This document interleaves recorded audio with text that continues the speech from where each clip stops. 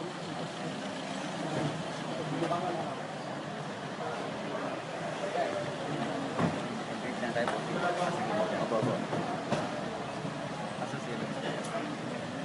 nang lumapit yun.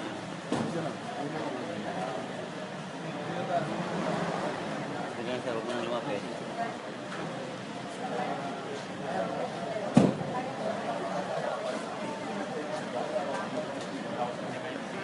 Nasi Duterte diri dyan, nasi Duterte dyan, basta Pres.Duterte.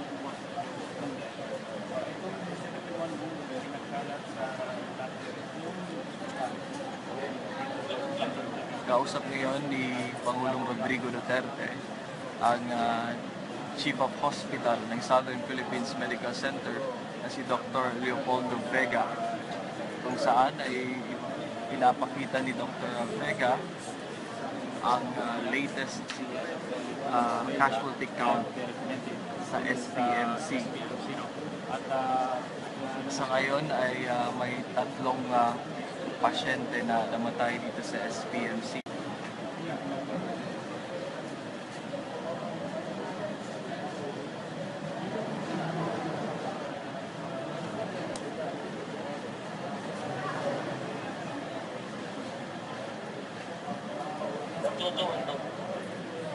Pagkatapos ng pag-usap ni Pangulong Duterte kay Dr. Vega, ay tutungo ito sa loob ng SPMC, partikular sa mga ward at surgery area, surgery room. Were resuscitated, but they died in the emergency room. For those critically ill patients that need surgery at once, there were 16. And they had multiple shrapnel injuries all over the body, including the bones. One died in the operating room because of massive shrapnel injury in the liver. And 15 were operated on, and they're doing okay, stable. They're in a stable condition. For the less critically ill patients who only have single or orthopedic injuries, there were 12 of them. And they are now all admitted, but they need to be observed. There were 3 patients who were discharged because of minor injuries. Now, for the breakdown of these patients, we have 14 males and 20 females. One child, or a 12-year-old kid, died, and he was the critically injured patient we tried to resuscitate in the emergency room but died. One senior, almost 80 years old, survived, but she had only a minor injury. And one pregnant woman, 7 months gestation, with shrapnel injuries to the brain, comatose at this point, but she also underwent decompression craniotomy, or brain surgery. So I think that's all that I can give in terms of the new updates since last night, wherein 34 massive casualty victims were sent here in Southern Philippines Medical Center. So, do you have any questions? So we can entertain together with Dr. Ricardo, my Chief of Clinics, and of course in charge of the emergency room is Dr. Benedict Valdez. Doc, Edith Cadoya Rattler, have you recovered during operation? What did you find? Most of these injuries were actually small shrapnel injuries. And they actually can created so much damage intra-abdominally. There were some patients with ruptured viscus, which means that the shrapnel is really very lethal in terms of its penetration. We're being quoted, Dr. Vaga, as saying that the shrapnel from this incident is similar to the one in the 2003. Is that correct? It's almost, when you say shrapnel, it's a very generic term of tiny, small, metallic fragments. And these are the kind of fragments, again, shrapnels, that we saw last time that we had a massive casualty here also at Southern Philippines Medical Center in 2003, and that's the airport bombing. So when we say shrapnel, these are tiny or medium parts metallic fragments. So have you No, they were small. We never was. I don't think we recovered anything of certainty that we can call it a nail or something. But these were small, tiny fragments hitting all parts of the body. Have you coordinated with the authorities, bomb squad, regarding identifying the... I think they already have. I think that's the first initial response of the military in terms of on-the-scene investigation, and they were also here trying to look into the wounds of our patients. Doc, do you have profile of the victims? When you say profile, the kind... How many are they? Women or workers or... A lot of these critically ill patients were coming from the massage area of Roxas, of that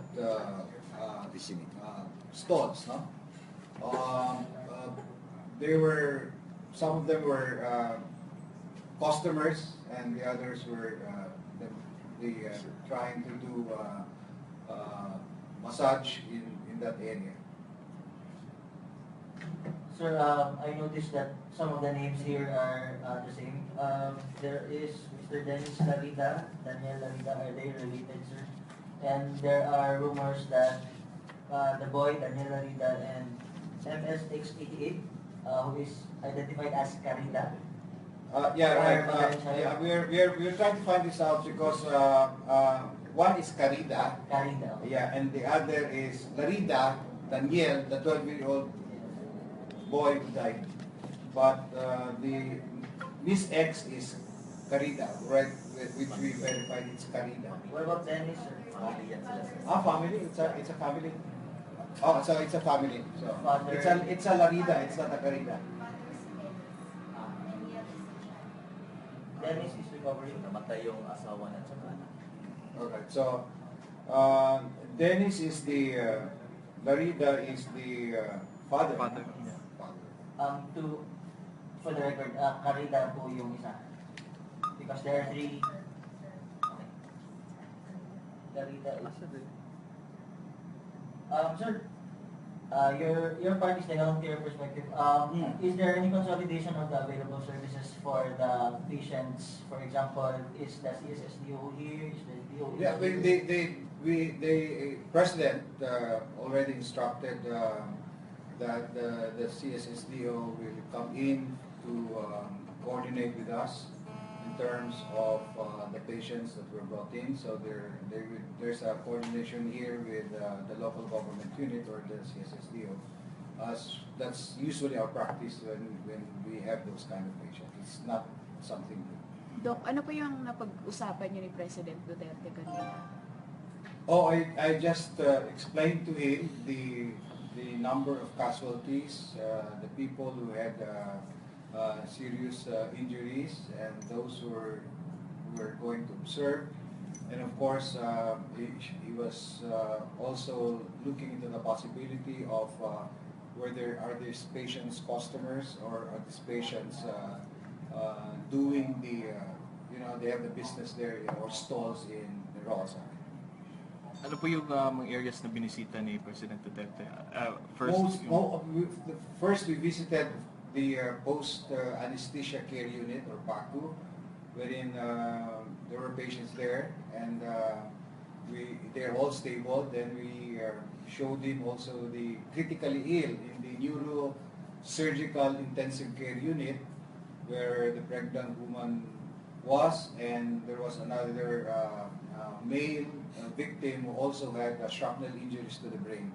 So these are the critically injured patients that he also visited.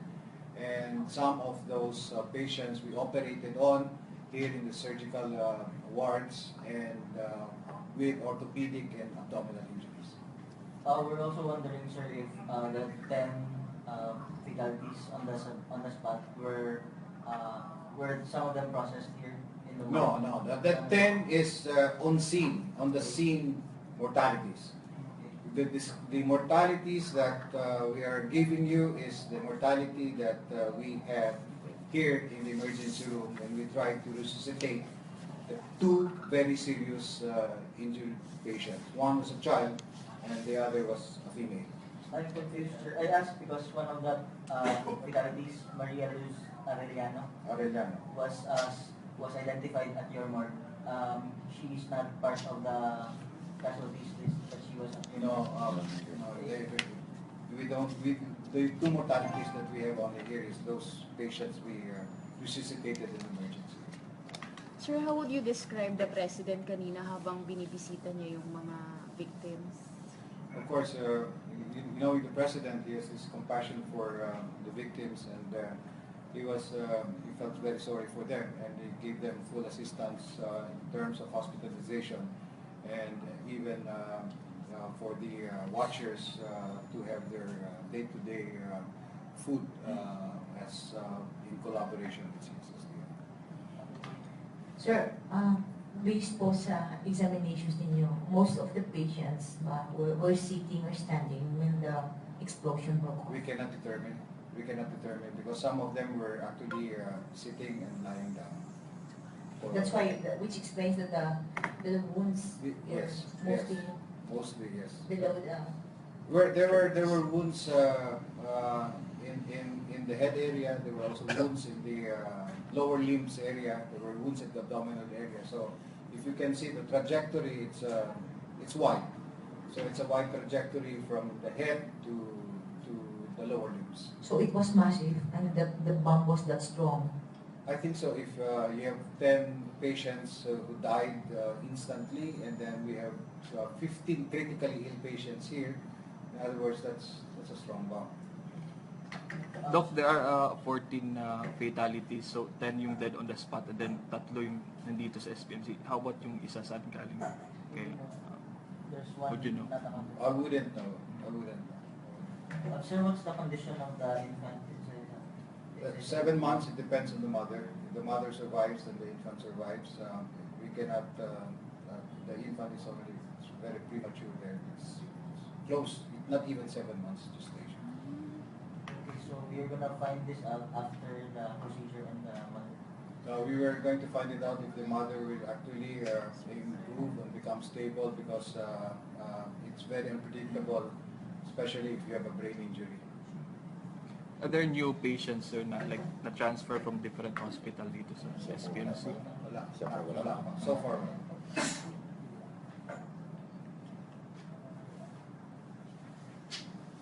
Sir, being a government hospital, is it right to assume that this is going to be the headquarters for all the information coming from the DOH? We're just wondering. Yes, definitely. Since this is a government-retained, national government hospital, all information emanating from services that we provide will be coming from this institution. That is the reason why, if you want to access records, or if you want to access data of the bombing incident, you can have it at our public health unit downstairs. They will do an updating of the records that they have. So it will be easier for the families in Vidya to come around and look for the data that they will. But is there a centralized data coming from different hospitals? Yeah, we have all hospitals. At this time, it must be the regional office of the Department of Health. Will you issue a regular advisory on Yes, this ma'am. incident? Yes, ma'am. We will do it through our public health unit. Does the family did not worry about the food provision and the medicines in this hospital? Yeah, we have as we have agreed, all patients here will be serviced from medicines to diagnostic facilities, and it will be free. It will be taken care by the government. So the families of the patients who can enter inside the... Yes, So- yes. Not unless it's the operating room or the neurosurgical intensive care unit where the watchers are actually limited to one. Was there any instructions from the President, sir, about these patients into the hospital as well? Yeah, the main instruction of the President is to take care of these critically wounded patients, and we will take care of all medicines, diagnostic needs, and even good collaboration with CSSDO for the maintenance of the watchers. So sir, wala pong babayaran yung mga Wala. victims? It will be taken care of by the government, and we are part of the government. Which one of the patients is the pregnant woman, if we may ask? Si Vicenta. We got her name, but she's not on the list. Perhaps she's one of the unidentified.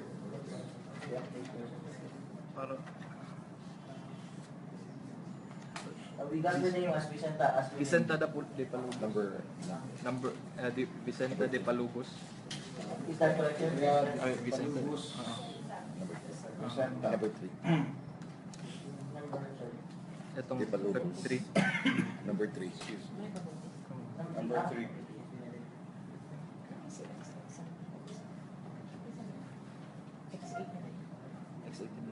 Unidentified. So for the record, sir, how many are not identified yet, sir, from among the patients? Only 3 yata. Unidentified. isa lang. Only one? Isa lang. Only one. Do we have the identity of X89, sir? 89. That's Pardon? Manalo, right? Manalo Fatima. X29, Manalo Fatima. Third to the last. X90. Wala pa rin. So si X90 yung Last dates of last. unidentified until now. There are still there have been severe head injury. So how will the family members reach out to the SPMC? The family members can actually ask for details in the public health unit downstairs, and somebody can accompany them if there's a need to. And then we have a social worker around to help them in terms of access to whatever things they would need in this institution. Are there cases of traumatized relatives because of this incident? Yeah, I'm sure there are, and we can do a stress debriefing later on once we can gather all the family members. So you will do stress debriefing later? Yeah, we can have a stress debriefing. Part of the management. As part of the management, especially for family members.